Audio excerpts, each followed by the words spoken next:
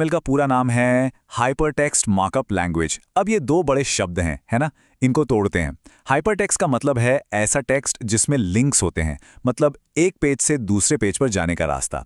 और मार्कअप का मतलब है कि हम खास टैग्स का इस्तेमाल करके अपने कंटेंट को एक तरह से लेबल करते हैं या मार्क करते हैं। ये हम इसलिए करते हैं ताकि ब्राउज़र समझ सके कि पेज का ढांचा कैसा है। तो सवाल ये है कि ये टैग्स आखिर हैं क्या? बहुत आसान है। इन्हें समझिए कि ये एंगल ब्रैकेट्स, मतलब ये जो लेस देन और ग्रेटर देन के निशान हैं, इनके बीच लिखे हुए इंस्ट्रक्शंस हैं। ज्यादातर टैग्स पता है जोड़ों में आते हैं। एक होता है ओपनिंग टैग जैसे P, और एक होता है क्लोजिंग टैग /P, जिसमें बस एक फॉरवर्ड स्लैश लगा होता है। और ये दोनों मिलकर एक कंटेनर जैसा बना देते हैं। और इनके बीच में जो भी कंटेंट आता है उस पूरे सेट को हम कहते हैं एक एलिमेंट। अब यहां एक बहुत बहुत ही जरूरी बात समझनी है, जिसे कहते हैं सेमेंटिक्स। देखिए, HTML टैग्स का काम सिर्फ ये बताना नहीं है कि कोई चीज कैसी दिखेगी। नहीं, उनका असली काम है कंटेंट को मतलब देना, उसे एक अर्थ देना। जैसे जब हम H1 टैग लगाते हैं तो हम ब्राउज़र से ये नहीं कह रहे कि इस टेक्स्ट को बड़ा बना दो।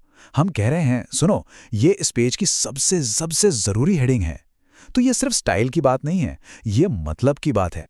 तो ठीक है, जैसे हर कंकाल में कुछ मेन हड्डियां होती ही हैं, जैसे खोपड़ी, रीढ़ की हड्डी, जिनके बिना काम चल ही नहीं सकता, बिल्कुल वैसे ही हर HTML पेज का एक बेसिक स्ट्रक्चर होता है, एक ऐसी बुनियादी संरचना जो होनी ही चाहिए। और ये जो स्ट्रक्चर है ना, ये 4 मेन चीज़ों से बनता है। सबसे ऊपर हम लिखते हैं डॉक टाइप HTML। ये बस ब्राउज़र को बताने का एक तरीका है कि हे, ये एक मॉडर्न HTML5 डॉक्यूमेंट है। इसके बाद आता है मेन HTML टैग, जो एक बड़े रैपर की तरह पूरे पेज को अपने अंदर लपेट लेता है। और इस रैपर के अंदर होते हैं 2 सबसे ज़रूरी हिस्से, हेड, जिसे हम पेज का दिमाग कह सकते हैं, और बॉडी, जो कि पेज का शरीर है। तो आखिर इस दिमाग और शरीर में फ़र्क क्या है? देखिए, हेड सेक्शन पर्दे के पीछे काम करता है। इसमें वो सारी जानकारी होती है जो हमें सीधे पेज पर दिखाई नहीं देती। जैसे कि ब्राउज़र के टैब में जो पेज का टाइटल दिखता है ना, वो हेड से आता है। दूसरी तरफ बॉडी, वो तो असली स्टेज है। जो कुछ भी स्क्रीन पर दिखता है, टेक्स्ट, इमेज, वीडियो, बटन, वो सब बॉडी के अंदर ही होता है। मतलब सारा एक्शन यहीं पर है। चलो, तो कंकाल का मेन ढांचा तो तैयार है, पर अब इस शरीर को भरेंगे कैसे? मतलब इसमें कंटेंट कैसे डालेंगे? इसके लिए हम कुछ सबसे कॉमन HTML बिल्डिंग ब्लॉक्स का इस्तेमाल करते हैं। सबसे पहले आती हैं हेडिंग्स, H1 से लेकर H6 तक। इनको ना किसी किताब के चैप्टर्स की तरह समझ सकते हैं। H1 हो गया मेन टाइटल, जैसे किताब का नाम, और फिर H2, H3 वगैरह उसके अंदर के टॉपिक्स और सब टॉपिक्स हो गए। इससे कंटेंट को एक हायरार्की, एक क्रम मिल जाता है। हेडिंग्स के बाद आता है वो टैग जो शायद इंटरनेट पर सबसे ज्यादा इस्तेमाल होता है, P टैग, यानी पैराग्राफ। इसका काम बहुत सीधा सा है, टेक्स्ट के ब्लॉक्स को एक साथ ग्रुप करना। और बढ़िया बात यह है कि ब्राउज़र अपने आप ही हर पैराग्राफ के बीच थोड़ी स्पेस डाल देता है, जिससे पढ़ने में आसानी होती है। अब बात करते हैं लिंक्स की। भाई, लिंक्स के बिना तो वेब ही नहीं है ना? पेजों को आपस में जोड़ने का काम करता है A टैग। इसे एंकर टैग भी कहते हैं। ये हाइपरलिंक तो बना देता है, पर सिर्फ इतने से काम नहीं चलता।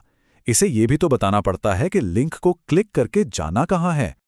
जब भी हमें जानकारी को ऑर्गेनाइज करना हो तो लिस्ट्स बहुत काम आती हैं।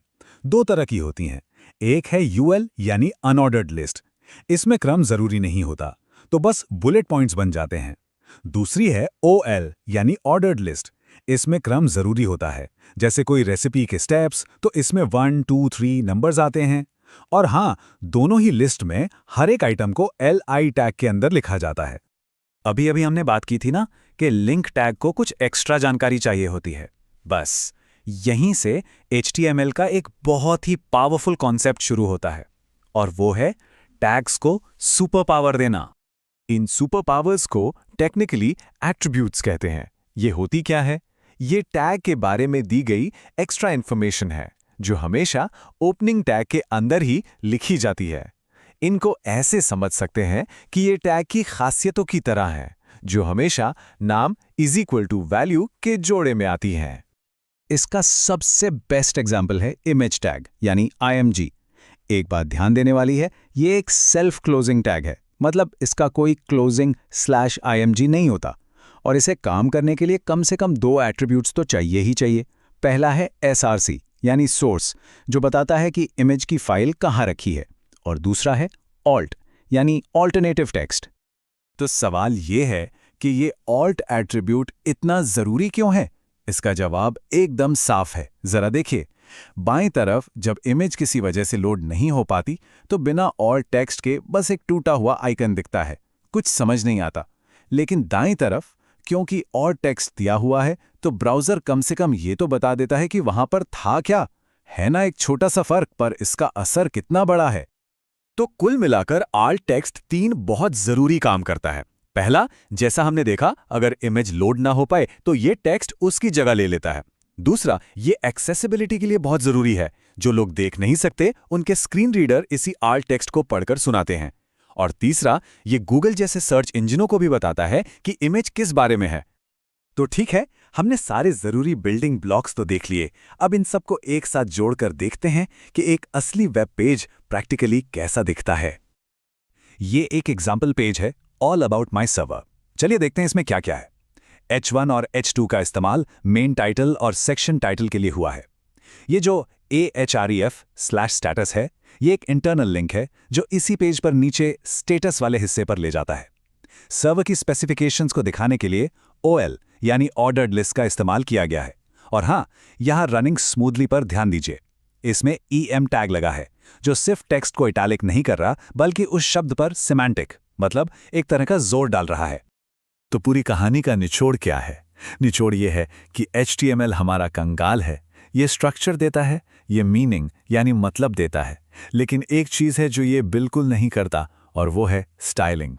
स्टाइल का सारा काम संभालती है CSS, जिसका पूरा नाम है कैस्केडिंग स्टाइल शीट्स। ये वो भाषा है जिससे हम अपने HTML डॉक्यूमेंट में रंग भरते हैं, फॉन्ट्स बदलते हैं, लेआउट सेट करते हैं, मतलब पूरी की पूरी लुक और फील को कंट्रोल करते हैं। तो अगर HTML कंकाल है तो CSS उसके ऊपर की स्किन और कपड़े हैं।